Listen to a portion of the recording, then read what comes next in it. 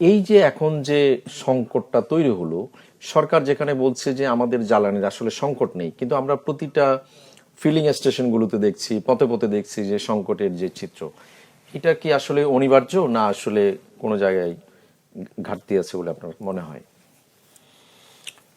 এটা আসলে মূলত ওই যে ইরান ইসরায়েল যুদ্ধের প্রেক্ষাপট থেকেই এই অবস্থাটার সৃষ্টি হয়েছে। যদিও এই মুহূর্তে কোনো সংকট কিন্তু নাই বর্তমান অবস্থায়, জ্বালানি তেলের সরবরাহ মার্কেটে এর মানে সরবরাহের ক্ষেত্রে কোনো সমস্যা নাই, কিন্তু একটা প্যানিক মানুষের মাঝে সৃষ্টি হয়েছে। এটা প্রথম দিকে যখন সরকার একটা রেশনিংয়ের কথা বলল, মূলত তখন থেকেই মানুষের মধ্যে একটা ভীতির সঞ্চার হয়েছে। যদিও পরবর্তী 2-3 দিন পরে কিন্তু ওই রেশনিংটা আবার তুলে দিতে হয়েছে। তুলে দিলেও মানুষের মধ্য থেকে কিন্তু শঙ্কাটা কাটে নাই।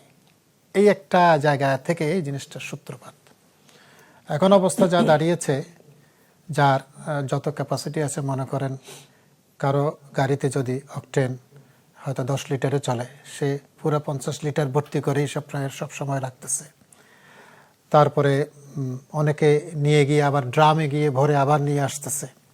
যত না প্রয়োজন তার চাইতে বেশি করে 3-4 গুণ বেশি করে নিয়ে রাখতেছে, কিন্তু সাপ্লাই তো এরকম 3-4 গুণ বেশি দিচ্ছে না, নর্মাল অ্যাজ ইউজুয়াল দিচ্ছে। এর বেশি দেওয়া সম্ভব না, কারণ আধারের সামনে তো আবার ক্রাইসিস হয়ে যাবে।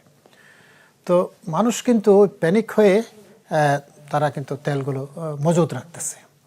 আর এর মাঝে কিছু অসাধু ব্যবসায়ী যারা বড় আকারের, এগুলো তো ছোটোখাটো ব্যাপার, যারা মোটরসাইকেল গাড়িতে নিয়ে রাখতেছে, কিন্তু তার সাথে বড় ভয়ঙ্কর হচ্ছে যে যারা মজুত করে, বিজনেসম্যান মাঝখানের আর কি, তাদের মধ্যেও কেউ কেউ এই জিনিসটা চর্চা করতেছে মজুদের।